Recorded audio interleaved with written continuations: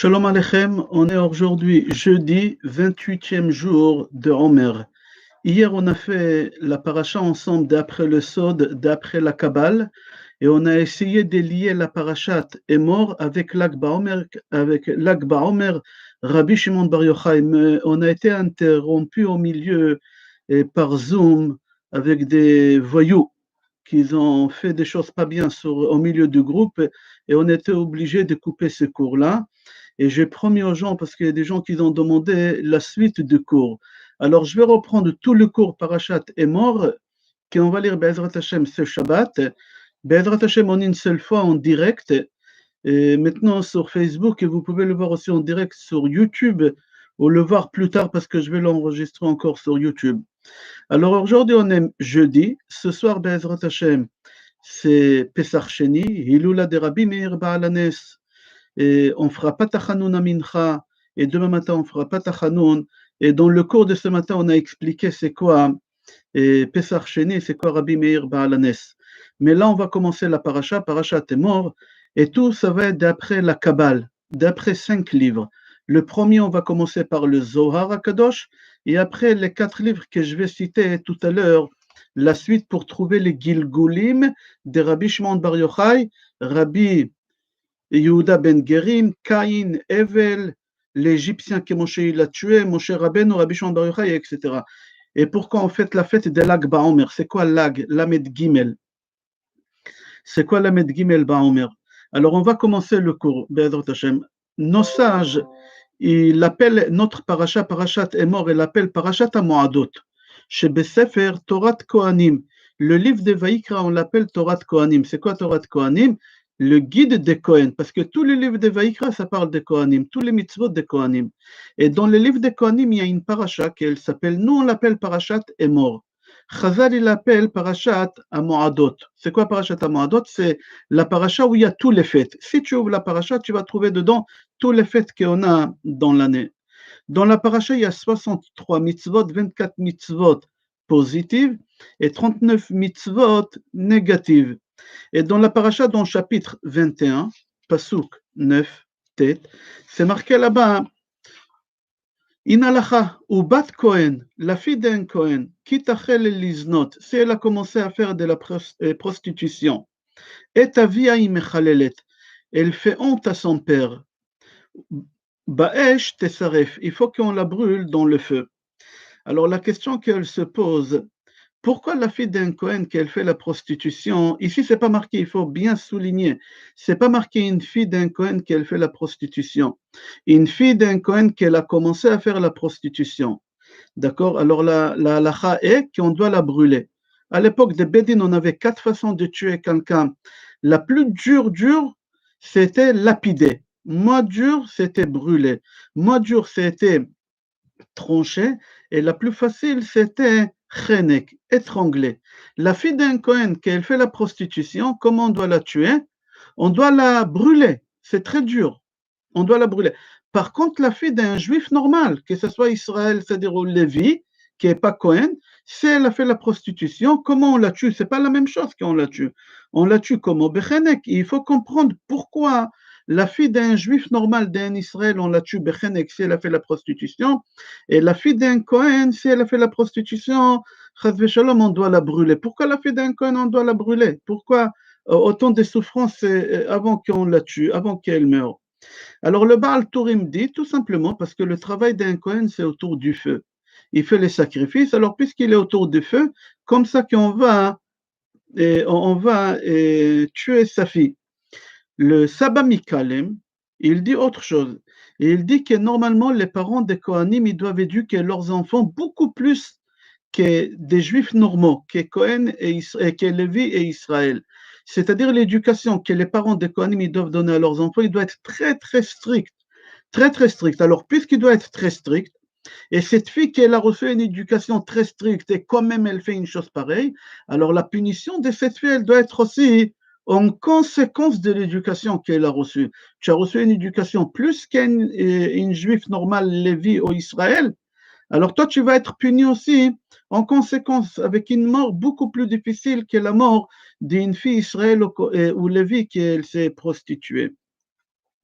On a ramené Baal HaTurim, on a ramené le Saba Mikalem. Oznaim, la Torah. Il y a un livre qui s'appelle Oznaim, la Torah. La Torah, il pose deux questions sur ces pasuk. La première question, il dit, c'est marqué dans le pasuk au Bat Israël, au Bat Cohen, la fille d'un Cohen, qu'elle commence à faire la prostitution. Alors lui, il pose la question, il dit, qu'est-ce que ça veut dire qu'elle commence à faire la prostitution? Oui, elle fait la prostitution. Oui, elle ne fait pas la prostitution. Il n'y a pas quelqu'un qui l'a commencé à faire la prostitution. Alors, il faut comprendre qu'est-ce qui veut dire le mot qu'elle commence à faire la prostitution. Deuxième question qu'il pose, Oznaim la Torah, il dit pourquoi c'est marqué et Avia Mechalel et elle fait honte à son père et pourquoi sa mère elle n'a pas honte? Cette fille elle a une mère aussi. Alors pourquoi la Torah elle dit et Avia Mechalel et elle fait honte à son père et la mère qu'est-ce qui se passe avec elle? Alors Oznaim la Torah dit qu'en général un Kohen quand il doit se marier, il n'a pas le droit de prendre une femme comme ça. Il doit prendre la femme avant de se marier, vérifier si elle est cachère, si elle est pudique, s'il peut se marier avec elle. Un Cohen, il n'a pas le droit de se marier avec n'importe qui. Un Cohen, il ne peut pas épouser une fille qui a eu des liens avec un non-juif. Et un Cohen, il ne peut pas épouser une femme qui est divorcée. Un Cohen, il peut épouser une femme qui est veuve. Mais une femme qui est divorcée, il ne peut pas. C'est-à-dire qu'un Cohen, avant qu'il prend une femme, la Torah, elle lui dit, tu prends une loupe et tu vérifies la femme avant de te marier avec elle. Pourquoi? Parce que ça va jouer sur les enfants. Alors on dit, si un Cohen, il s'est marié avec une femme, il a eu une fille, et cette fille, elle a commencé à faire la prostitution, qui est le fautif ici? C'est le père. Pourquoi? Parce que toi, le père, on t'a dit de vérifier la femme que tu vas te marier avec elle avec des loupes. Alors, tu ne l'as pas vérifié. La preuve, regarde la conséquence, qu'est-ce qui se passe? Alors, puisque c'est la faute du mari, du père, alors c'est pour ça que c'est marqué et aviaï mechalelet. Et c'est pour ça qu'on accuse le père. Et on dit que l'éducation, il vient de la racine, comme c'est marqué dans la Torah. Shoresh porer rosh vela'ana. L'éducation d'un enfant, ça vient de la racine, ça vient du père, ça vient de la mère. L'éducation, elle ne se fait pas à l'école. Quand on appelle l'école l'éducation nationale, c'est qu'en France, on n'éduque pas un enfant à l'école, on transmet des savoirs, des connaissances. L'éducation, elle s'est faite à la maison avec les parents. Venez, on va voir une Mishnah dans Maxime de nos pères, chapitre 2, Mishnah 8. C'est marqué là-bas, Hamisha Talmidim Ayulo le Rabban Yochanan ben Zakkai. Rabban Yochanan ben Zakkai, il avait 5 élèves. Et là-bas, la Mishnah, elle cite chaque élève son importance et grâce à quoi il a réussi. Et il y a un des élèves qui nous intéresse ici, qu'on aimerait comprendre, c'est marqué là-bas, hein, Rabbi Yoshua ben Hanania, Ashrei Yoladto, heureuse la mère qu'elle a mis au monde. Alors on pose la question, pourquoi la maman? Mais lui, il n'a rien fait pour arriver au niveau qui se trouve. Bien sûr que lui, il l'a fait. Alors la Gemara, elle répond sur cette Mishnah en disant que tout ce qu'il a réussi à faire dans sa vie, Rabbi Yoshua ben Hanania, c'est grâce à sa mère. Pourquoi? Parce que sa mère, quand elle était enceinte, pendant les 9 mois de grossesse, elle partait voir tout le temps des rabbinim pour demander des brachot. Elle partait voir des rabbinim et demander des brachot pour le bébé. Et quand le bébé il est venu, elle a accouché, de la maternité, elle est partie directement au kollel. Elle n'est pas partie à la maison le déposer dans son lit, non, pas du tout. Elle l'a ramené au Beth Midrash, dans les maisons d'études, qu'il écoute des petits bébés qui viennent des nets, qu'il écoute les cours de Torah. Alors, si Rabbi Yoshua ben Hanania il a atteint le niveau qu'il a atteint, Ashrei Yoladeto, c'est grâce à la mère. C'est-à-dire quoi? Qu'on voit ici que l'éducation, elle vient des parents. Comment les parents ils investissent sur les enfants? Dans quelle école tu les mets? Dans les meilleures écoles? Quel enseignant tu prends? Le meilleur enseignant. Comme tu fais attention, qui c'est le docteur qui va s'occuper? Tu prends le meilleur. La même chose, il faut s'occuper aussi dans l'éducation des enfants. On va ramener une autre Gemara. Il y a une Gemara dans Yoma. Là-bas, la Gemara, elle parle d'une femme qui s'appelait Kimchit. Kimchit, c'est une femme qui s'appelait Cohen Kimchit.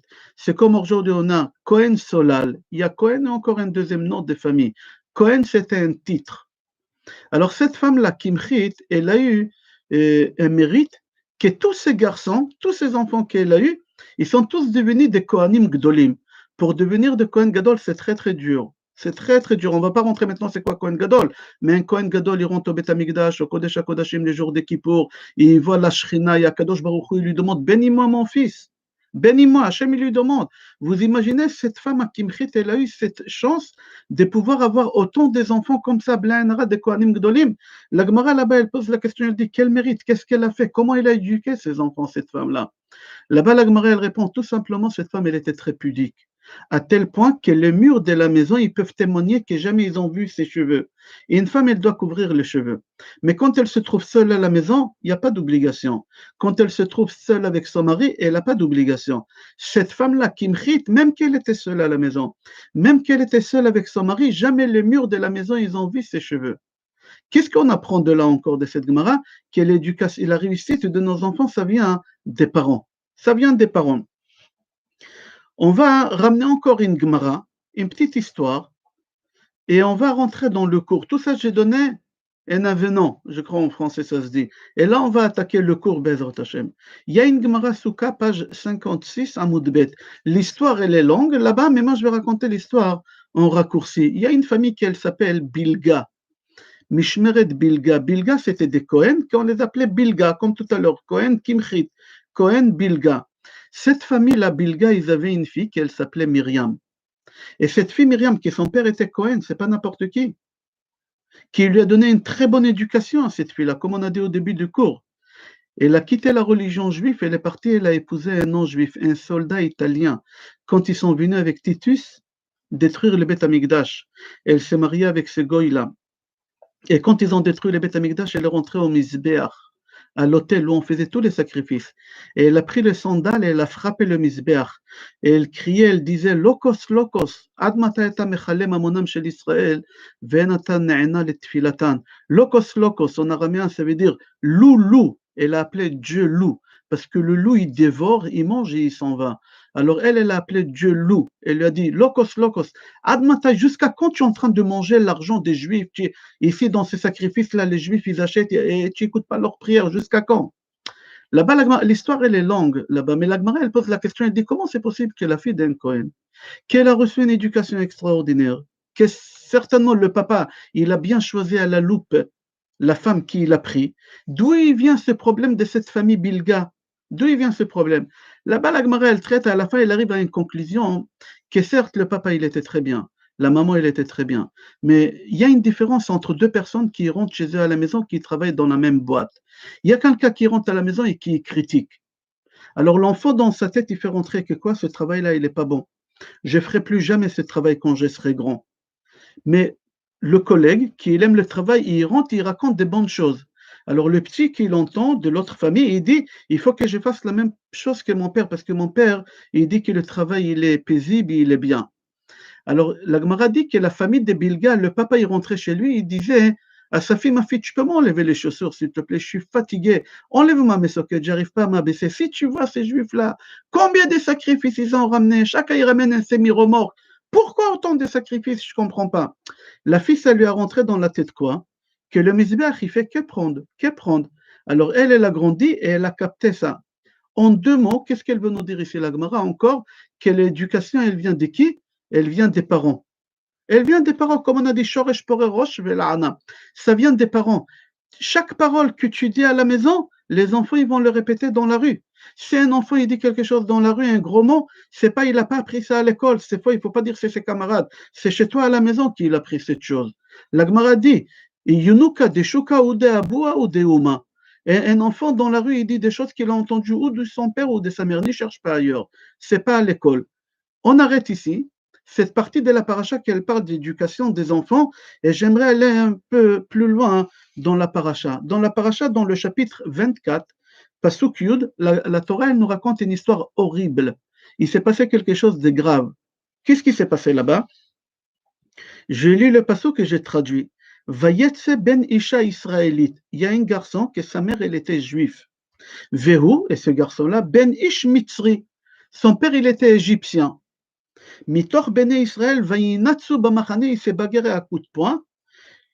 Bena Israélite, Veisha Israéli, il s'est bagarré avec un garçon que son père était juif et sa mère aussi, elle était juive. Et ce garçon-là, que sa mère est juive et son père n'est pas juif, il est égyptien, il s'est énervé, il est parti à la synagogue, Vaikov Bena Isha Israélite et Hachem, Vaikallel. Il a maudit Hachem.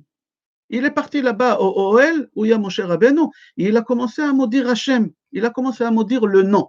Quel nom? Je ne sais pas, la Torah, elle ne dit pas, on va voir tout à l'heure quel nom, d'après la Kabbale. Les Juifs, ils ont attrapé ce garçon qui maudit Hachem, et ils l'ont ramené El Moshe. Ils l'ont ramené chez Moshe. Le passage qui continue, viens, tu veux savoir qui c'est sa mère? Veshem Imo Shlomit Bat Divri. Les bêtes Matedan. Ce garçon-là, il vient d'une femme qui s'appelle Shlomit Bat Divri, qu'elle est de la tribu de Dan. Je répète le pasuk par cœur et on avance avec toutes les questions de tous les rabbanim. Il y a un garçon que sa mère elle est juive et elle a eu des rapports avec un non-juif. Et elle a eu un garçon qui est venu au monde, ce garçon-là. Ce garçon-là, il sort, il joue avec un autre garçon qui son père est juif et sa mère est juive. Et en se bagarrant, l'enfant que sa mère est juive et son père n'est pas juif, il dit au garçon que son père n'est pas juif, il dit, tu sais, ton père, il n'est pas juif. Ton père qui vit avec ta mère maintenant, le juif, tu crois que c'est ton père, tu ne sais pas. C'est pas ton père c'est un Égyptien. Il dit, moi, mon père, il est égyptien, de quoi tu parles? Mon père, c'est mon père qui est à la maison. Lui, ce garçon-là, quand il entend ça, il rentre à la maison vite, il court, il dit à sa mère, maman, je ne comprends pas. On m'a dit que mon père, c'est pas mon père, c'est quoi l'histoire? Alors la mère lui dit, assieds-toi mon fils, je vais te raconter ce qui s'est passé. Et là, il lui raconte que quand ils étaient en Égypte, en esclavage, son mari s'appelait Datan. Il s'appelait Datan. Et un policier égyptien, il a mis l'œil sur cette femme parce qu'elle était très belle. Et un jour, le policier, il est venu voir ton père, mais c'est pas ton père, Datan, et il lui a dit, va vite faire une course. Et lui, quand il a fait une course, il m'a violé. Et suite à ce viol, tu es venu au monde. Bon, d'accord, tu t'es fait violer, mais papa, c'est qui? Il est où, papa? Alors il lui dit, tu sais, papa, les lendemains, il est parti se bagarrer avec les Égyptiens. Pourquoi il m'a fait ça? Et mon cher Rabbeinu, il passe, et quand il entend cette histoire, il attrape l'Égyptien, et il le tue. Il l'enterre. Ah bon, il le tue? Et comment il le tue? Alors la mère elle lui dit Bachem, comme ça c'est marqué dans la Torah, dans Sefer Shemot chapitre 2, c'est marqué là-bas Moshe Rabbeinu il l'a tué et il l'a enterré. On va s'arrêter là. L'histoire, vous pouvez voir ça dans Sefer Shemot, Perek Bet. Venez, on va voir qu'est-ce qui s'est passé ici, l'histoire de notre paracha, qui est un garçon qui se bagarre avec un autre garçon et qui va maudire Hachem, etc. Une histoire horrible.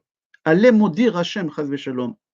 Alors cette paracha, elle n'est pas compréhensible. Le Sfourno dit que, qu'est-ce que ça veut dire ça?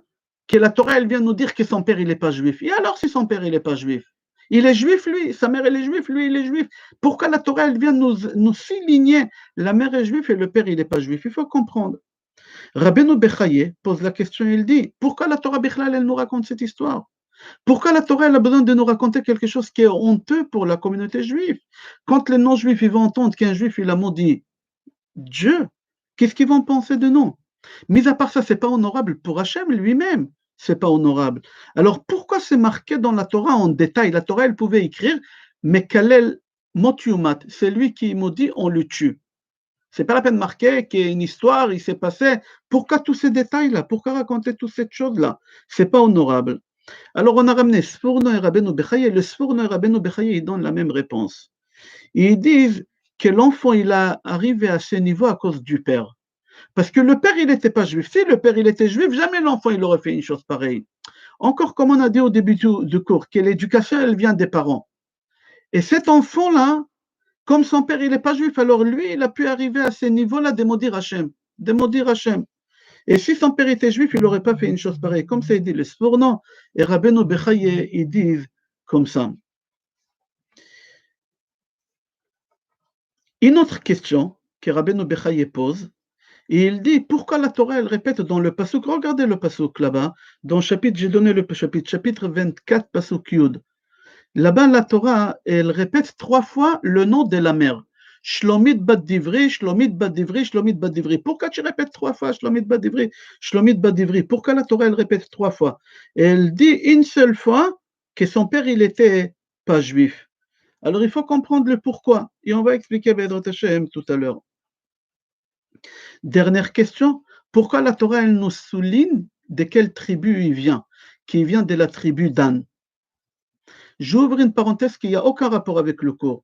Je vous conseille de regarder un cours sur YouTube que j'ai fait il y a 5 ans, je crois. Toute la vérité qu'on vous a cachée sur Jésus. Parce que d'après la Kabbale, l'enfant qui est venu au monde, c'est Jésus. Je referme la parenthèse. Je ne veux pas vous embrouiller parce que le cours, il est déjà un peu d'après la Kabbale, c'est pas facile, c'est compliqué, mais je ferme. Mais vous pouvez regarder, c'est ici qu'il est né Jésus. Et Jésus il vient de la tribu des Dan. Tout le christianisme qu'on a aujourd'hui, ça vient de la tribu des Dan. Je referme la parenthèse encore et on continue. Alors la question qu'elle se pose, pourquoi la Torah elle nous précise qu'il vient de la tribu des Dan? Qu'est-ce qu'on s'en fout de quelle tribu il était ce bonhomme-là? J'ai fait un résumé et on avance. Pourquoi la Torah elle nous dit 3 fois qu'elle s'appelait Shlomit bat Divri? Pourquoi la Torah elle nous dit parce que son père il était égyptien, c'est pour ça il a péché cet enfant? Pourquoi la Torah elle nous écrit le nom de la mère 3 fois? Et pourquoi le nom de la mère et pourquoi le nom des tribus? De quelle tribu il vient? Alors on a dit tout à l'heure, Chachamim ils ont dit qu'il faut que tu saches que cet enfant il a maudit parce que son père il était égyptien. Parce que son père il était égyptien. Qui c'est ce père égyptien? Je vous ai dit de regarder dans Shemot, chapitre Bet, Pasuk Yudalet. C'est rapporté là-bas que mon cher Rabbeinu, il est sorti la première fois de sa vie qu'il sort, il voit un goy frapper un juif, c'est le mari de cette femme qui s'appelait Datan. Il va voir le goy, pourquoi tu as violé ma femme? L'autre, il le tape. Mon cher Rabbeinu, il passe, il dit, qu'est-ce qui se passe? Il entend, il prend le non-juif, il le tue. Comment il le tue? Marquez ça bien dans votre tête, avec le nom. Avec un nom. Quel nom on va voir tout à l'heure? Et qu'est-ce qu'il fait Moshe quand il a fini de le tuer? Marquez ça aussi bien, c'est important pour la fin de cours. Il l'enterre dans le sable. Moshe Rabbeinu il rentre chez lui, le lendemain il sort, il voit 2 juifs qui se battent. 2 juifs. Et Moshe Rabbeinu il demande qu'est-ce qui se passe. Alors Datan il lui dit c'est moi hier avec le goy qui a violé ma femme. Alors moi j'ai dit au frère de ma femme que je vais la divorcer. Alors lui il me frappe. Pourquoi tu veux divorcer ma sœur? Une femme qu'elle s'est fait violer halachiquement, on n'a pas le droit de la divorcer, elle n'a pas fait exprès, alors on se bagarre. Mon cher Rabbeinu, quand il a crié sur lui, il a vu ils sont au courant de ce qui se passait, il fallait qu'il se sauve à Midian. Mon cher Rabbeinu, il se sauve, il quitte l'Égypte et il se sauve à Midian. Il arrive à Midian, là-bas il fait la rencontre de la fille d'Yitro, des filles d'Yitro, et Yitro, il croit que Moshe Rabbeinu, c'est marqué dans la Kabbale, c'est pas marqué dans tous les livres, qu'est-ce que je vais vous dire là. Yitro, il croit que Moshe Rabbeinu, c'est un espion, parce qu'à l'époque, Midian, elle était en guerre avec l'Égypte. Alors lui, il croit que c'est un espion, qu'est-ce qu'il fait? Il le met en prison. Moshe Rabbeinu, il ne s'est pas marié tout de suite avec Tzipora. Il a passé 10 ans de sa vie dans une prison. Son beau-père, qui était le grand prêtre de l'époque, à Midian, il a mis Moshe Rabbeinu en prison. Je referme la parenthèse. Maintenant, on va revenir dans notre paracha. Suite à l'union qu'il a eue, ce goy avec cette femme juive-là, qui l'a violée, elle tombe enceinte et il y a un bébé qui vient au monde. Qui c'est le bébé? C'est cet enfant-là, qui est dans notre paracha, le jour qu'il apprend que Moshe Rabbeinu il a tué son père biologique avec le nom. Lui, qu'est-ce qu'il fait? Il maudit le nom. Quel nom? On va voir tout à l'heure.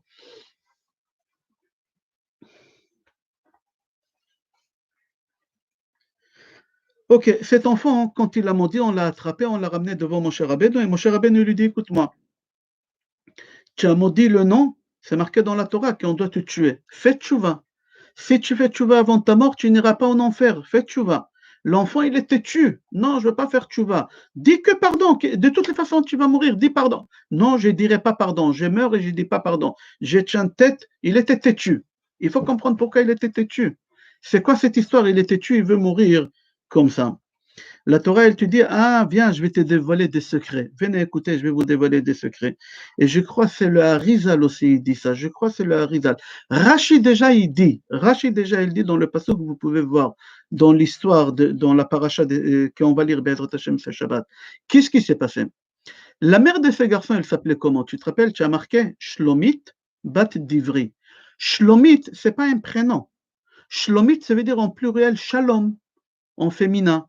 Sa mère, à lui, à ce garçon-là, elle n'était pas pudique. Elle n'était pas pudique. Elle disait salam alaikum à tout le monde. Elle marchait dans la rue, elle voyait un mec, bonjour, shalom. L'autre, mais tu connais pas, une femme, c'est pas pudique, elle parle à des gens comme ça. Elle salue les gens dans la rue. Alors, pas seulement elle salue, Bat d'Ivry, la fille de d'Ivry. D'Ivry, c'est parole. Elle parlait avec les hommes. Une femme qui elle dit bonjour aux gens qu'elle ne connaît pas dans la rue, une femme qui elle parle avec les hommes, elle tape la discussion dans la rue, c'est pas pudique. Les rabbinim, ils ont dit à cette femme-là, madame, c'est pas bien, qu'est-ce que vous faites? Il faut être pudique, ça va ramener à des choses pas bonnes. Non, vous êtes des arriérés. Vous venez de sortir d'un esclavage d'Égypte. Elle n'a pas accepté. Elle était têtue. Alors Harry Akadosh, il te dit, ah, tu sais d'où il est devenu têtu, cet enfant? Parce que la mère, elle était têtue. Elle n'a pas voulu dire, elle n'a pas voulu écouter ce que les rabbinim disent. Alors l'enfant aussi, il ne veut pas écouter ce que mon cher Rabbeinu, il dit. Alors on demande, pourquoi la Torah, elle nous dit son nom? Shlomit bat d'Ivry. Shlomit, ce n'est pas son prénom. Shlomit, ça veut dire shalom en pluriel, en féminin. Bat, la fille de d'Ivry, c'est-à-dire c'est une femme, Bat, c'est une femme d'Ivry qu'elle parle, une femme qu'elle parle. Une femme, elle n'a pas à taper la discussion comme ça avec des gens dans la rue. Et ils lui ont dit, elle n'a pas été pudique, alors c'est pour ça elle était têtue. Et suite à ça, son fils, il est têtu, il ne veut pas faire tchouva. Tout vient d'où? De la racine. Alors parce que son père, il n'était pas juif, c'est pour ça lui maudit. Le petit, il ne veut pas faire tchouva parce que sa mère, elle ne veut pas faire tchouva non plus. Alors tout, il vient des parents. Jusqu'ici, une deuxième partie de cours, et là, on va manger le plat principal de cours, et on va rentrer un peu plus profond, et on va lier là maintenant, d'après le Sod, Lag Baomer avec la paracha de cette semaine. Venez, on va lier ça. D'abord, je vais ramener une Gemara Shabbat, page Lag. Lamed Gimel 33, comme Lag Baomer, mets dans ta tête, Lag 33. Donc, Gemara Shabbat, page Lag, Lamed Gimel, il nous raconte l'histoire de Rabbi Shimon Bar Yochai, qu'est-ce qui s'est passé à Lag Baomer, dans page Lag, à Lag Baomer, qu'est-ce qui s'est passé? Venez écouter une histoire horrible que la Gemara elle raconte. Et là, vous allez comprendre c'est quoi Lag Baomer et pourquoi Rabbi Shimon Bar Yochai s'est caché dans la grotte 12 ans et après encore un an total 13 ans. Venez écouter l'histoire. Là-bas, la Gemara elle raconte dans page Lamed Gimel Amoud Bet qu'il y a 3 rabbins qui sont ensemble en train de discuter. Il y a quelqu'un d'autre à côté qui écoute la discussion. Mais laissez-le de côté pour le moment. Ces 3 rabbinim, il y a un qui s'appelait Rabbi Yehuda, le deuxième Rabbi Yossé, et le troisième Rabbi Shimon Bar Yochai. Ils parlent entre eux. Et Rabbi Yehuda dit à Rabbi Yossé, à Rabbi Shimon Bar Yochai, regardez tout ce qu'ils ont construit ici en Israël, ces Italiens. Rome, ils sont venus en Israël, ils ont détruit le Beth Amikdash. Ils ont occupé Israël pendant des années. Regardez ce qu'ils ont construit. Des trottoirs. On a des trottoirs pour marcher. Ils ont construit des bains publics. On peut prendre des douches. Ils ont construit des ponts. Ils ont construit des autoroutes. Rabbi Yossé, il a entendu Rabbi Yehuda dire, mais il n'a rien dit. Il n'a pas réagi. Rabbi Shimon Bar Yochai, il a dit quoi? Tout ce que les Italiens ils ont fait ici, c'est uniquement pour eux. Ils ont fait des trottoirs pour mettre des prostituées. Qu'est-ce que tu crois? Ils ont mis des ponts. Pourquoi ils ont mis des ponts? Pardon, j'arrête parce que la batterie, il n'y en a plus.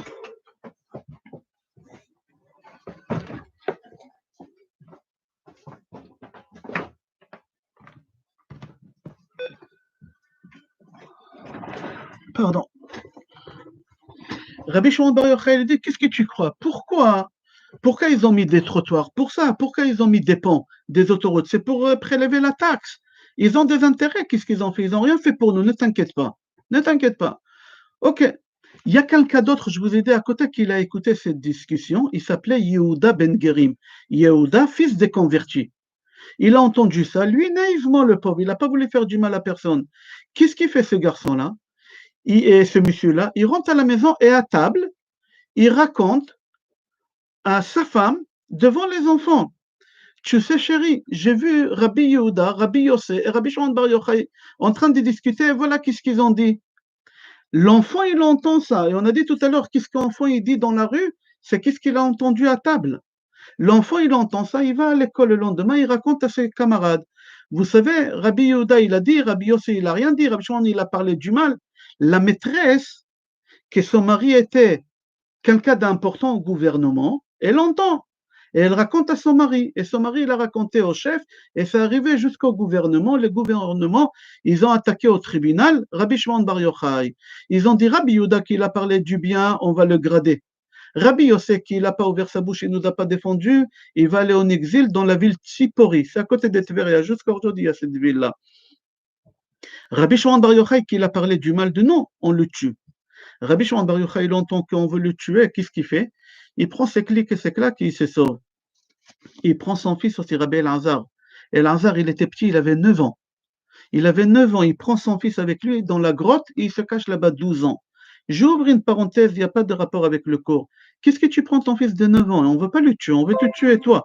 On ne veut pas tuer ton fils. Laisse-le avec sa mère à 9 ans. Il a besoin des câlins, des bisous.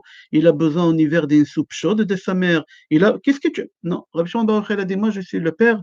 L'éducation, elle se transmet des parents. Personne ne peut éduquer mon fils. Il n'y a que moi qui je fais. Il a pris avec lui. Je referme la parenthèse. Chacun il fait un travail de conscience. Ok, Rabbi Shimon Bar Yochai, il va dans la grotte pendant 12 ans avec son fils. Maintenant, les habits pour qu'ils ne s'abîment pas, qu'est-ce qu'il faisait? Rabbi Shimon Bar Yochai, il a enlevé, lui et son fils, ils ont enlevé les habits, ils ont creusé un trou dans la terre, et ils rentraient dans la terre toute la journée, et ils mettaient de la boue, ils étudiaient la Torah comme ça. Pour la prière, ils sortaient, ils se lavaient avec le fleuve à côté, et ils s'habillaient pour faire la prière. Quelqu'un qui, son corps, il est dans la terre comme ça, hein, alors il a des fissures dans la peau. La peau, elle meurt. Il a des fissures dans tout le corps. Et Rabbi Shimon Bar Yochai, il a eu ça. Il a eu ça. Ok. Venez, on va voir. Rabbi Shimon Bar Yochai, après 12 ans qu'il est là-bas, qu'est-ce qu'il fait? Il sort de la grotte avec son fils. Il sort de la grotte après 12 ans. Et comme ils étaient saints, ils étaient très très saints, Rabbi Shimon Bar Yochai et Rabbi Elazar, son fils, chaque chose qu'il voyait avec les yeux, il brûlait. La Gdusha, elle sortait des yeux. Il brûlait chaque chose. Il brûlait chaque chose. Jusqu'à qu'Akadosh Baruch Hu, il leur a dit, l'achriv olami batem. Vous êtes sortis détruire le monde, allez rentrer, apprendre à vivre en société. Retournez là-bas dans la grotte, 12 mois encore, apprendre à vivre en société. Rabbi Shimon Bar Yochai, il retourne encore avec son fils pendant 1 an. Il rentre dans la terre, il met la boue pendant 1 an encore. Je précise, il rentre dans la terre, il met la boue. Je précise, ça va t'aider tout à l'heure. Après 1 an, il sort de la grotte avec son fils. Son fils, il a gardé toujours cette rigueur, cette rigueur. Rabbi Shimon Bar Yochai, non, c'était le contraire de la rigueur, de la rachmanut, de la miséricorde. Chaque chose que Rabbi Elazar il tuait, Rabbi Shimon Bar Yochai il ressuscitait. Chaque chose que Rabbi Elazar il détruisait avec ses yeux, Rabbi Shimon Bar Yochai il réparait. C'est-à-dire que Rabbi Elazar c'est la rigueur et Rabbi Shimon Bar Yochai c'est la miséricorde. Mets ça dans ta tête, on aura besoin tout à l'heure. Ok, il sort de la grotte. Il rencontre qui, Rabbi Shimon Bar Yochai? Il rencontre son beau-père. Son beau-père, il s'appelait Rabbi Pinchas Ben Yair. Et Rabbi Pinchas Ben Yair, il voit Rabbi Shimon Bar Yochai et son fils comme ça. Il leur dit, mais regardez votre peau, vous avez des coupures, vous avez... Venez, je vais vous ramener à Tveria. À Tveria, il y a un endroit jusqu'à aujourd'hui, il s'appelle Ma'ayanot Tveria. C'est à 500 mètres de la tombe de Rabbi Meir Baalanes. Ma'ayanot Tveria. C'est de l'eau des sources naturelles qui guérit la peau. Rabbi Pinchas Ben Yair, il a dit à Rabbi Shimon Bar Yochai, viens, je te ramène à Tveria, je vais te faire des bains là-bas, avec des massages, et tu vas guérir. Il lui dit d'accord. Et là-bas, il prend Rabbi Pinchas Ben Yair, il prend son gendre, Rabbi Shimon Bar Yochai, et il le guérit pendant 2 mois là-bas. Après que Rabbi Shimon Bar Yochai l'a guéri, il demande d'avoir le maire. Et il dit au maire de la ville, monsieur le maire, grâce à votre ville, j'ai guéri, j'ai utilisé ici les bains publics, j'aimerais vous donner un cadeau, vous avez quelque chose à me demander? Le maire, il lui dit, oui, Rabbi, ici dans la ville, on a des morts partout. On a des morts partout. La ville Tveria, elle ne s'appelait pas Tveria. Elle avait un autre nom à l'époque de Rabbi Shimon Bar Yochai. C'était un endroit où la guerre elle était énorme. Et beaucoup de Juifs ils sont enterrés partout. Et il lui a dit, les Kohanim, ils ne peuvent pas habiter dans ma ville parce on ne sait pas où il y a des morts. Si tu peux nous dire où il y a des morts, on va les faire sortir, on va faire un cimetière. Rabbi Shimon Bar Yochai lui dit, il n'y a pas de problème. Qu'est-ce qu'il fait? Il va aller chercher des plantes qui s'appellent tourmoussine. Tourmoussine en français, j'ai regardé sur Wikipédia, ça s'appelle lupin, Lupin. C'est une plante qui, à l'époque, les pauvres, ils mangeaient ça. C'était la nourriture des pauvres. Et Rabbi Shimon Bar Yochai, il a pris cette plante, il a mis ses feuilles dans toute la ville. Et partout où il y a un mort, il est sorti. Il flottait. Et ils l'ont pris, ils l'ont enterré. Ils l'ont pris, ils l'ont enterré. Il y a là-bas un goy, une parenthèse, parce que c'est lui de Rabbi Shimon Bar Yochai, je rajoute une histoire qui n'a pas de rapport avec le cours. Il y a là-bas un goy qui était jaloux, qui a vu que Rabbi Shimon Bar Yochai, il est comme ça, il a pris un mort qui venait de mourir, il l'a enterré quelque part, que Rabbi Shimon Bar Yochai, il a dit que c'est kadosh, que c'est taor, que c'est pur. Et il a appelé Rabbi Shimon Bar Yochai devant tout le monde, le goy, il a dit, Rabbi, venez, vous avez dit que c'est kadosh ici? Rabbi Shimon Bar Yochai a dit, oui, tout à l'heure c'était kadosh, mais maintenant je ne sais pas qu'est-ce qui se passe, pourquoi? Et il dit, je ne sais pas, vous dites c'est kadosh, mais d'après moi, il y a un mort, vous vous trompez. Rabbi Shimon Bar Yochai, il regarde le mort, et il voit sur son visage qui vient de mourir. Et Rabbi Shimon Bar Yochai, il parle au mort. Il dit, dis-moi, comment tu as atterri ici? Comment tu as atterri ici? Et le mort, il dit à Rabbi Shimon Bar Yochai, c'est lui qui m'a ramené. Alors Rabbi Shimon Bar Yochai, il a dit, c'est lui qui est debout, qui soit couché, c'est lui qui est couché, qui rentre chez lui à la maison. Il a fait résurrection des morts, il a fait rentrer chez lui à la maison, cette personne. Et ce goy-là, il a enterré là-bas, hein, sur place. Et un goy, l'homme avitum, un goy, il ne ramène pas la pureté. Il y a une marloquette, Ramban. On ne va pas rentrer maintenant dans ça, est-ce qu'un coin il peut rentrer au cimetière, oui ou non, mais le date Rambam, הוא פוסק כדעת רבי שמעון בר יוחאי, כי אין טומאה באמת באוהל של גוי. Je referme la parenthèse, c'est une halakha. Ok. Rabbi Shimon Bar Yochai, il guérit, il donne cadeau à la ville de Tveria, il fait enterrer tous les morts, et tout est fini, tout est beau, il est en bonne santé. Rabbi Shimon Bar Yochai, il rentre chez lui. Il n'a pas vu sa femme, ça fait longtemps. Et en rentrant chez lui, qu'est-ce qui va devant lui? Qu'est-ce qui va devant lui? Yehuda ben Gerim. Rabbi Shimon Bar Yochai voit Yehuda ben Gerim, il dit, tu es encore vivant, toi? Toi encore, tu es vivant, toi? J'étais sûr que tu es mort. Rabbi Shimon Bar Yochai, il a regardé avec les yeux, écoutez bien qu'est-ce qu'il a fait. Veichziro gal atzamot. Il a rendu, en français, j'ai vu dans le dictionnaire, c'est marqué, il a rendu un néant. En hébreu, gal, lamed gimel, encore 33, il a rendu un mot d'os. Il a tué, il a brûlé, il a rendu un os, une montagne, gal, c'est une montagne d'os. Mais remarquez qu'est-ce qu'il lui a fait, gal atzamot. Gal, c'est la Gemara Shabbat daf lamed gimel. Et l'Agba Omer, on va expliquer tout ça, hein, Be'ezrat Hashem. Ok, il a tué. Alors, Rabbeinu Tam, il pose la question, il dit, je ne comprends pas, hein, deux questions. Première chose, pourquoi tu l'appelles Yehuda ben Gerim? Yehuda ben Gerim, c'était pas n'importe qui, c'était un grand rave. Il faut l'appeler Rabbi Yehuda ben Gerim. Aujourd'hui, de nos jours, on est en 5780-2020. N'importe, c'est celui qui a une barbe d'1 centimètre, on l'appelle rabbin. Lui qui était un vrai rabbin, Rabbi Yehuda ben Gerim, tu l'appelles Yehuda ben Gerim, pourquoi? Et en plus, vous savez, la Gemara, elle raconte qu'un jour, Rabbi Yehuda ben Gerim et Rabbi Yonatan, ils sont venus voir Rabbi Shimon Bar Yochai pour lui demander un conseil. Et Rabbi Shimon Bar Yochai, il a attrapé son fils Rabbi Elazar, il a dit, tu vois, ces deux-là, va leur demander des brachot. Là-bas, il y a Yehuda ben Gerim, celui-là, demande-lui un bracha, c'est un tzaddik. Mais toi, tu l'as nommé tzaddik, tu as envoyé ton fils pour qu'il lui donne des brachot, maintenant tu le tues. Maintenant, tu le tues. Et elle est où la miséricorde? On a dit que Rabbi Shimon Bar Yochai, c'était la miséricorde. Elle est où la miséricorde? Alors, deux questions. La première question, pourquoi tu ne l'appelles pas Rav, Rabbi Yehuda ben Gerim? Deuxième question, si on dit sur Rabbi Shimon Bar Yochai qu'il est miséricorde, elle est où la miséricorde? Sans pitié, tu le tues comme ça? Réfléchis 2 secondes. Tu es devenu ce que tu es devenu grâce à qui? Rabbi Shimon Bar Yochai, il a eu toute la Torah, toute la Kabbale, toute Torah Tanistar, il a eu grâce à qui? Grâce à celui-là, grâce à Rabbi Yehuda ben Gerim. D'accord, tu étais enfermé pendant 13 ans, mais grâce à qui tu as eu tout ça? Grâce à qui tu as eu tout ça? Grâce à Rabbi Shimon Bar Yochai. Alors si c'est grâce à Rabbi Yehuda ben Gerim, si c'est grâce à Rabbi Yehuda ben Gerim, aie de la pitié sur lui. Pourquoi tu le tues? Pourquoi tu le tues? Encore, c'est la question des Rabbeinu Tam. Mis à part que Rabbi Yehuda ben Gerim, il n'est pas fautif. Il n'est pas parti au gouvernement, il leur a raconté qu'est-ce qu'il a entendu. Rabbi Yehuda ben Gerim, il a raconté à sa femme. C'est son fils qui est parti raconter à l'école, et à l'école, la maîtresse, elle a écouté, le mari de maîtresse qui était important, lui, il n'a rien fait, le pauvre, aide de la pitié sur lui. Non, Rabbi Shimon Bar Yochai, il est sévère avec lui, il le tue. Et il faut comprendre pourquoi Rabbi Shimon Bar Yochai, il est sévère avec Rabbi Yehuda ben Gerim. Il est sévère avec lui, il le tue. On va répondre, Be'ezrat Hashem, on fait un résumé et on avance. On a raconté 2 histoires. La première histoire, on a raconté dans la paracha qu'il y a quelqu'un qui l'a maudit Hashem. Deuxième histoire qu'on a racontée, sur Rabbi Shimon Bar Yochai et Rabbi Yehuda ben Gerim. Rabbi Yehuda ben Gerim, que Rabbi Shimon Bar Yochai, il l'a tué parce que on ne sait pas pourquoi, il n'a pas eu de la pitié sur lui. Maintenant, on va aller un peu plus loin. Écoutez ce qu'il dit, Rabbi Shimon Bar Yochai sur lui. J'ai trouvé ça dans Zohar Bereshit. Dans Zohar Bereshit, Rabbi Shimon Bar Yochai, il dit sur lui, Shoresh nishmati mi nishmato shel Moshe Rabbeinu. Moi, je suis Moshe Rabbeinu. Rabbi Shimon Bar Yochai, il dit, moi, je suis Moshe Rabbeinu. Moi, je suis venu réparer ici sur terre toutes les erreurs que Moshe Rabbeinu il a fait. J'explique. Nous, les Juifs, on croit à la réincarnation. Nous, on était là avant, on n'a pas fait le travail comme il faut, on revient cette fois-ci pour réparer. On ne va pas rentrer maintenant dans les détails, c'est quoi Gilgul, Dibouk, je ne veux pas rentrer dans ça, mais on revient ici pour réparer. Alors Rabbi Shimon Bar Yochai dit, moi, Je suis Moshe Rabbeinu et je suis venu réparer Moshe Rabbeinu. Venez maintenant, on va voir qu'est-ce qu'il dit le Megalé Amoukot sur ce Zohar-là dans Parashat Vaïtranan, Ofen Aïn. Il dit, Bouré, viens voir, Moshe Rabbeinu, c'est Shimon Bar Yochai. Et Rabbi Shimon Bar Yochai, il est venu réparer Moshe Rabbeinu. Et je vais te ramener des preuves.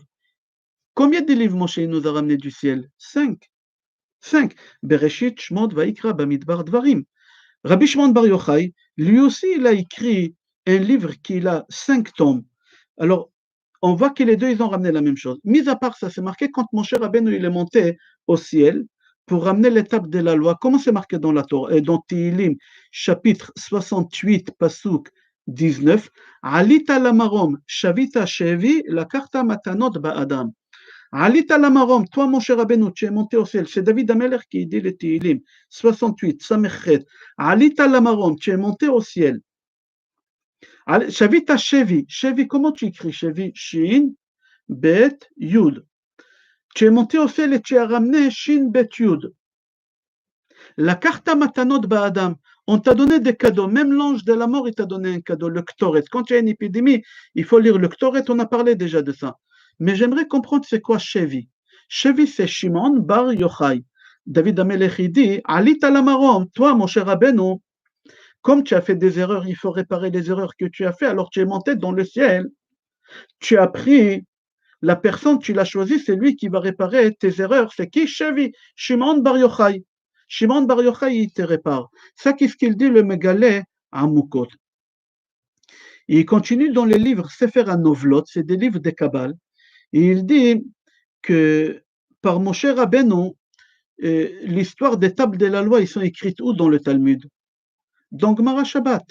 Dans Gemara Shabbat, on parle des Rabbi Shimon Bar Yochai dans page 33, Lamed Gimel, Gal, et dans Gemara Shabbat, quelques pages plus loin, page 85, on parle de qui Moshe Rabbeinu, toute l'histoire, les mêmes histoires des deux personnes dans le même Talmud, dans le même temps. Pourquoi? Pourquoi? Il dit le Sefer Novlot HaChochma, il dit que, pour te dire que Rabbi Shimon Bar Yochai, c'est Moshe Rabbeinu. C'est Moshe Rabbeinu. C'est la même âme. Il continue encore Sefer Novlot, il dit, pardon, pas Sefer Novlot, Amgalé Amukot, il dit, viens voir encore, on y va plus loin. Moshe Rabbeinu, il tue l'Égyptien. On revient en première histoire, l'Égyptien qui a violé la femme juive. Moshe Rabbeinu, il le tue. Qu'est-ce qu'il fait, Moshe Rabbeinu? Souviens-toi, il se sauve à Midian. Pourquoi? Parce qu'il a eu peur qu'on le tue. Rabbi Shimon Bar Yochai, la même chose. Quand le roi il a entendu qu'est-ce qu'il a dit on le tue. Rabbi Shimon Bar Yochai, il a peur et il se sauve lui aussi. Les deux, ils se sont sauvés parce qu'ils ont eu peur qu'on le tue. Moshe Rabbeinu, quand il arrive à Midian, on les met en prison. Moshe Rabbeinu, ça c'est Moshe Rabbeinu. Rabbi Shimon Bar Yochai, il s'enferme dans la grotte. Moshe Rabbeinu, Akadosh Baruch Hu, il s'est dévoilé à lui par le feu ou dans le buisson ardent. Ici, comment ça s'appelle? Rabbi Shimon Bar Yochai, il reçoit la Torah des flammes, la Torah de feu. Il reçoit la Torah des flammes ou dans la grotte. La même chose que Moshe Rabbeinu, c'est la même personne. Alors on voit que Moshe Rabbeinu, c'est qui? Il crie, Moshe Rabbeinu, c'est Rabbi Shimon Bar Yochai. Maintenant, j'aimerais savoir qui c'est Rabbi Yehuda ben Gerim. Rabbi Yehuda ben Gerim, que Moshe Rabbeinu, il a tué en le regardant, c'est qui? Alors il te dit le Megalé Amukot, qui c'est? C'est l'Égyptien. C'est l'Égyptien, parce que Moshe Rabbeinu, quand il a tué l'Égyptien, il a fait une erreur. De la façon comment il a tué. On va voir tout à l'heure c'est quoi l'erreur. Alors maintenant, il faut que Moshe Rabbeinu il répare. Qu'est-ce qui se passe? Rabbi Shimon Bar Yochai, c'est Moshe Rabbeinu. Maintenant, il faut que l'Égyptien il revient pour que Moshe Rabbeinu il puisse réparer. C'est qui? C'est l'Égyptien. L'Égyptien, il revient donc qui? Dans le corps de Rabbi Yehuda ben, le fils des convertis. Pourquoi converti? Parce que c'était un Égyptien dans la vie d'avant. Dans la vie d'avant, c'était un Égyptien. Et là, maintenant, Rabbi Shimon Bar Yochai, il rencontre qui dans la vie maintenant? Il rencontre qui? Il rencontre l'Égyptien. Il rencontre Rabbi Yehuda ben Gerim.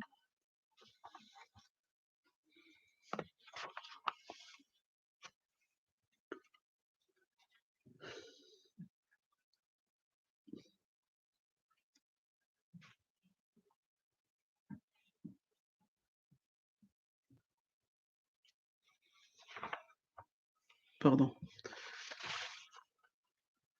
Ok. Arizal pose la question, il dit, dans son livre Beshar Apsukim Drouj Dalet, il dit pourquoi Moshe Rabbeinu il a tué l'Égyptien avec le nom? Quel nom? On va voir tout à l'heure quel nom, je vous laisse encore. Pourquoi il a tué avec le nom? Pourquoi il n'a pas tué avec un coup de poing? Pourquoi il n'a pas tué avec une épée? Pourquoi il n'a pas tué l'Égyptien? Autrement, pourquoi il a tué l'Égyptien avec le nom? Écoutez la réponse des Harizal. On va aller un peu plus loin. Suivez-moi, s'il vous plaît. Écoutez bien. Harizal, il dit non, le Gilgul de Moshe Rabbeinu et Rabbi Shimon Bar Yochai, c'est pas que deux. Toujours, il y en a trois. On revient ici trois fois. Mais Moshe Rabbeinu, c'est le Gilgul de quelqu'un avant. De qui? Moshe Rabbeinu, c'est le Gilgul de Hevel. Et l'Égyptien que Moshe tue avec le nom, c'est Caïn. Venez, on va aller dans Sefer Bereshit. Dans Sefer Bereshit, il y a deux frères, les enfants d'Adam. Caïn, il se lève et il tue son frère Abel. Il tue son frère Abel. Et qu'est-ce qu'il fait? Il l'enterre dans la terre. Comme il a fait Moshe Rabbeinu, il l'a enterré. Il l'enterre dans la terre. Pourquoi ils se sont disputés? Pourquoi Caïn il tue son frère Abel? Pour la simple raison que Hevel, il a eu des jumelles. Il a eu des jumelles qui sont nées avec lui. Alors Hevel, il avait deux femmes, parce qu'à l'époque, on se mariait avec ses sœurs. Il n'avait pas encore le monde, il n'était pas peuplé. Alors il a deux femmes. Caïn, il a eu une sœur avec lui. Alors Caïn, il dit à son frère, mon frère, moi je suis l'aîné, j'ai le droit d'avoir tout en deux. Toi, tu n'es pas l'aîné, alors donne-moi la deuxième sœur qui est l'aînée avec toi. Il lui dit non, elle est née avec moi, c'est à moi. Qu'est-ce qu'il fait? Caïn, il se lève et il tue son frère Hevel à cause d'une femme. À cause d'une femme, il le tue. Akadosh Baruch Hu, il vient au paradis, il dit à Caïn, Caïn, où tu es? Et Caïn, il lui dit, pardon, Akadosh Baruch Hu, il rentre au Gan Eden, il dit à Caïn, Caïn, où est ton frère? Et lui, il dit à Akadosh Baruch Hu, Shomer Achi Anochi, est-ce que je suis le gardien de mon frère, etc. Vous connaissez l'histoire, vous avez appris ça au CP. Ça, c'est l'histoire de Caïn Abel. Caïn, il a tué Abel, maintenant il faut faire tchouva. Il faut faire une réparation. Caïn, il n'a pas fait la réparation. Abel, il est parti de ce monde sans avoir des enfants. Il faut qu'il revienne au monde faire des gosses. On ne peut pas partir comme ça sans les enfants. Les deux, il revient. Qui? Moshe Rabbeinu, c'est Hevel, et Caïn, c'est l'Égyptien. Moshe Rabbeinu, il regarde l'Égyptien et lui dit, ah, toi, c'est Caïn dans la vie d'avant, tu m'as tué, tu m'as enterré. Moi, maintenant, je te tue et je t'enterre. Mais l'erreur qu'il a fait, Moshe Rabbeinu, qu'il a tué avec le nom, il ne fallait pas le tuer avec le nom. Il fallait le tuer comme il t'a tué. Comme il t'a tué, tu le tues. Qu'est-ce qu'il faut, Moshe Rabbeinu, pour le tuer? Il le tue avec le nom. Alors, je répète, il y a Caïn et Abel qui reviennent ici au monde, comme qui? Comme Moshe Rabbeinu, qui c'est Hevel, et Caïn, c'est l'Égyptien. D'accord? Parce que dans le nom de la personne, il y a les Gilgulim qu'il a fait. Si tu prends le mot de Moshe, Marc même, Shin, Hey. Il y a trois lettres, parce qu'il revient trois fois. Le même, c'est Moshe. Le Shin, c'est Shimon, Shimon Bar Yochai. Et le Hey, c'est Hevel. Il est venu ici, Hevel, Moshe. Caïn aussi, il revient trois fois. Yukam, Yud, Kuf, Mem. Yud, c'est Yitro. On va voir tout à l'heure, Yitro, c'est Caïn dans la vie d'avant. Kuf, c'est Korach. C'est la dernière fois qu'il revient, qu'il a fini. Et même c'est Mitzri, c'est l'Égyptien. C'est l'Égyptien qui est venu avec Moshe Rabbeinu et que Moshe Rabbeinu, il a tué. J'espère que c'est clair jusqu'ici. Venez, on va avancer. Dans le livre Yalkut Reuveni, Parashat Shemot, il dit comment c'est possible qu'Akadosh Baruch Hu, il a donné la possibilité à Caïn de tuer son frère. Pourquoi Hashem, il n'a pas protégé Caïn? Quel mal Caïn il a fait que son frère il doit le tuer? Alors il répond une réponse extraordinaire. Le Yalkut Reuveni, il dit tout simplement parce que Caïn, quand il a fait le sacrifice, Caïn il était berger. Moshe Rabbeinu aussi il était berger. Caïn, quand il a fait le sacrifice à Hachem, il y a un feu qui est descendu pour consumer ce sacrifice-là. Et c'est quoi ce feu? C'est Hachem. C'est la Shrina. Et on n'a pas le droit de voir la Shrina. Qu'est-ce qu'il fait? Hevel, il regarde la Shrina, Hevel. Hevel, il regarde la Shrina. Il regarde la Shrina. Et on n'a pas le droit de regarder la Shrina. C'est lui qui voit Hachem. Lo irani Adam vachai, un homme, il ne peut pas me voir et rester vivant. Il faut qu'il meure. Il faut qu'il meure. Alors à Hevel, il faut qu'il meure. C'est pour ça Hachem, il a laissé Caïn de le tuer. Mais Hevel, il a quitté le monde en faisant un péché, qu'il a regardé le feu qu'il ne fallait pas regarder. Alors maintenant, Hevel, il revient ici, Moshe Rabbeinu. Moshe Rabbeinu, Akadosh Baruch Hu, il s'est dévoilé avec lui la première fois dans les buissons ardents. Et comment c'est marqué dans les buissons ardents là-bas? Que Moshe Rabbeinu, c'est marqué là-bas dans les buissons ardents, chapitre 3, pasuk 6. C'est marqué là-bas, Vayaster Moshe Panav ki yara me'abit el Elohim. Moshe Rabbeinu, il a caché sa face, il a caché son visage. Ki yara, il a eu peur de faire la même erreur qu'il a fait avant. C'est quoi l'erreur? Hebit el Elohim, il a regardé Hachem dans la vie d'avant. Cette fois-ci, je répare. Cette fois-ci, j'ai fait attention, je ne regarde pas. C'est-à-dire, tout ce qu'il a fait, Hevel, au mal, Moshe Rabbeinu, il répare. Tout ce qu'il a fait, Moshe Rabbeinu, il revient au Rabbi Shimon Bar Yochai pour réparer. Dans le livre Novlot HaChochma, dit, sache que Yehuda ben Gerim, c'est l'Égyptien. L'Égyptien que Moshe Rabbeinu il a tué, il a enterré, c'est l'Égyptien. Là, il est revenu Yehuda ben Gerim. Et comme on a dit tout à l'heure, maintenant on va voir à Arizal. Arizal dit comme ça. Moshe Rabbeinu, quand il voit l'Égyptien le premier jour qui frappe les Juifs, il regarde et il lui dit, ah, toi, je te reconnais qui tu es, toi. Toi, c'est Caïn. Dans la vie d'avant, tu m'as tué. Tu es dans la vie d'avant, tu m'as tué. Alors maintenant, qu'est-ce qui se passe? Moi, je te tue. Chazal, ils disent, Moshe Rabbeinu, comment il a tué avec les lettres. Si vous voulez écrire, vous écrivez. Je déconseille d'écrire. Take. Taf, Chaf, Hei. C'est un nom d'un ange quand tu as un ennemi devant toi, mais vraiment un ennemi. Pas quelqu'un que tu veux lui faire du mal. Tu dis un passou qu'on va lui dire tout à l'heure, et tu penses à Taf, Chaf, Hei. Cet ange-là, il vient, il tue la personne en face de toi. Et Moshe Rabbeinu, il a tué cet Égyptien, comme ça c'est rapporté dans Gemara, Ishtamesh Bashem Take, Taf Chaf Hei. Et il y a beaucoup de gens qui ont utilisé ce nom-là pour se protéger. On va voir. Le Megalé Amoukot, il dit, ce nom-là, il sort de Pasuk, ou Lecha Nae Lehodot. Les dernières lettres, ou Lecha, Chaf, Nae, c'est Hei, Lehodot, c'est Taf, Take à l'envers.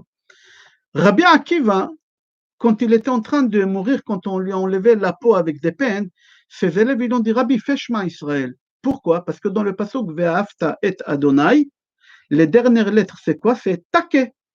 Ils l'ont dit Rabbi, si tu dis et Adonai Elohecha, le goy tu peux le tuer.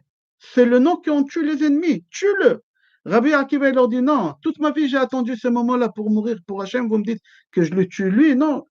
C'est-à-dire que tu vois que le mot taquet, c'est un mot qui tue l'ennemi qui est en face de toi. Qui l'a utilisé ça? Il y a une femme qui l'a utilisé ça. Esther Amalka. Esther Amalka, elle avait quelqu'un qui était à son service, c'était Daniel. Et dans la Megillah, c'est pas marqué Daniel, c'est marqué Vatomer Esther el Atach. Atach, comment tu écris Atach? Hey, Tafra. Taquet. Elle l'appelait Taquet. Pourquoi? Parce que comme c'était Daniel, c'était un juif, et c'est lui qui transmettait les secrets entre elle et Mordechai, parce que Mordechai il était à l'extérieur des palais, et pour que lui, Atach, Daniel, il ne s'est fait pas attraper, et au cas qu'il s'est fait attraper, la personne, elle meurt, s'il veut lui faire du mal, elle l'a appelé Atach. C'est-à-dire que même Esther Amalka, elle a utilisé ces mots-là, Atach, Taquet. Et Moshe Rabbeinu, c'est comme ça qu'il le tue. Alors venez, on va faire un résumé et on avance. Dans notre paracha, on va commencer dès le début, il y a Caïn. Après Caïn, il revient ici sur terre, l'Égyptien. Avant, c'était Hevel. Hevel, il revient ici comme Moshe Rabbeinu. Moshe Rabbeinu, il tue l'Égyptien. Jusqu'à là, on est bon. Pourquoi? C'est Hevel qui tue Caïn, Moshe, il tue l'Égyptien. Alors maintenant, pourquoi il a tué? On a expliqué à cause, parce qu'il avait une sœur, il l'a pris. Maintenant, il faut faire une réparation. Qui a fait la réparation? On a dit que Caïn, il est venu dans le corps de Kouf Yud même. Kouf, c'est Korach, Yud, c'est Yitro. Qui ramène la femme à Evel? Qui c'est Evel? C'est Moshe. Yitro, il donne sa fille Tzipora à Moshe. Qu'est-ce qu'il lui dit quand il arrive en Égypte? Yitro, il dit à Moshe Rabbeinu, Hine ishtecha veshne banea ima. Tous les commentateurs ils disent, qu'est-ce que tu dis à quelqu'un? Voici ta femme, tu présentes ta femme, c'est sa femme, il a eu des gosses avec elle. Moshe Rabbeinu, il a eu des gosses, c'est sa femme, c'est ça. Yitro, il arrive, il lui dit, Hine ishtecha veshne banea. Voici ta femme et les enfants. Mais je sais qui c'est ma femme. Non, Yitro, il regarde. Yitro, que c'est Caïn, il regarde Moshe, que Moshe c'est Evel, il lui dit, voici la femme que je t'ai pris dans la vie d'avant et que je t'ai empêché de faire des gosses avec elle, voici la femme, je te la donne avec les enfants que tu devais faire avec, que tu n'as pas fait, maintenant tu as fait avec ma fille, voilà, je te le donne. Alors on voit que Caïn, Yakoum c'est Kouf, et Yud, Yitro. Maintenant, comment il est revenu en Korach? J'arrête de parler de Moshe Rabbeinu parce que Moshe Rabbeinu, il a fini le tikkun. Où il a fini le tikkun, je reviendrai à Caïn. Il y a Hevel, il fallait réparer, il revient au Moshe, Moshe, il revient au Rabbi Shimon Bar Yochai, il finit le tikkun. Il finit tous les tikkunim de Moshe Rabbeinu, on ne parle plus de Rabbi Shimon Bar Yochai, c'est fini. C'est pour ça, à l'Ag Ba'omer, on allume le feu. Pourquoi le feu? On va expliquer, Bezrat Hashem. Et pourquoi on fête la fête? C'est pas la mort de Rabbi Shimon Bar Yochai. Les gens y croient que c'est la mort de Rabbi Shimon Bar Yochai. Rabbi Shimon Bar Yochai, il n'est pas mort. Il n'est pas mort à Lag Ba'omer.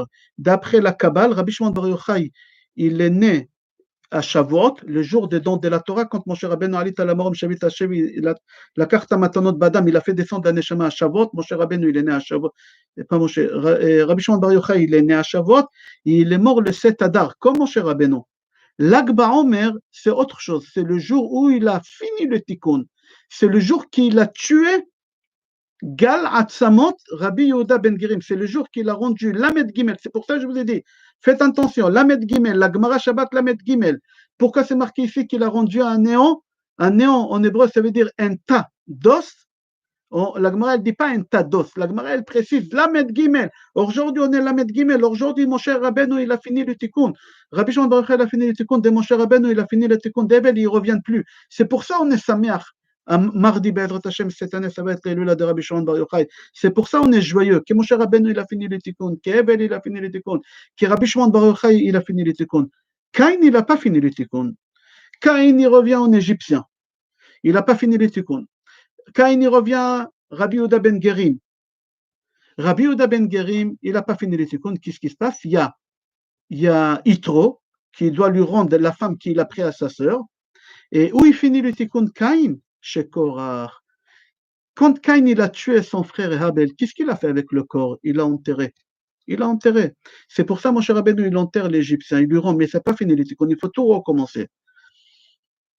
Qu'est-ce qui se passe? C'est Korach. La terre, elle s'est ouverte et elle a avalé Korach.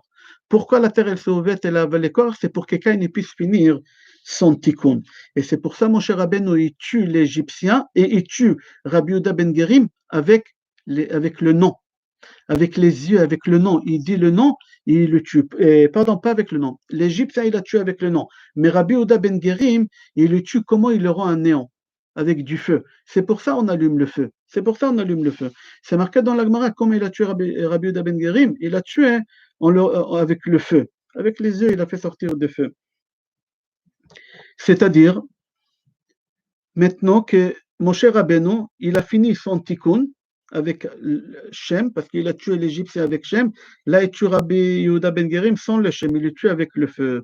Et c'est pour ça qu'on allume le feu à l'Ag Ba'omer. Et c'était quel jour? C'était Lamed Gimel, jour Ba'omer. Et c'est pour ça qu'on dit Gemara Shabbat, page Lamed Gimel, etc. Et là, il a fini Moshe Rabbeinu le tikkun de tout le monde. Et c'est pour ça qu'on est joyeux que Moshe Rabbeinu il a fini. Alors maintenant, nous, on a vu le lien qu'il y a entre l'Ag Ba'omer et la paracha de cette semaine. La paracha de cette semaine, on a le fils de cet Égyptien qui maudit Hachem. Quel Hachem il maudit? Il maudit Hachem Take, Tafrafehei. Il veut se venger de Moshe Rabbeinu. Pourquoi Moshe Rabbeinu, tu as tué mon père avec ce nom-là? Moi, je vais prendre ce nom-là et je le maudis. Et comment il a maudit? Il y a plusieurs façons. Il y en a qui disent qu'il a écrit, qu'il a effacé, qu'il a fait des trous. Il y a plusieurs avis, mais il a maudit. Et parce qu'il a maudit, c'est pour ça, Moshe Rabbeinu, il fallait qu'il fasse ce tikkun-là. Et il est revenu, Yehuda Ben Gerim, etc. Ok, j'espère que ce n'était pas trop compliqué, que c'était compréhensible, que c'était mouvan, Sinon, vous pouvez écouter et prendre note, Bezrat Hashem. Je vous souhaite bracha ve'atzlacha, yom tov et kol tov.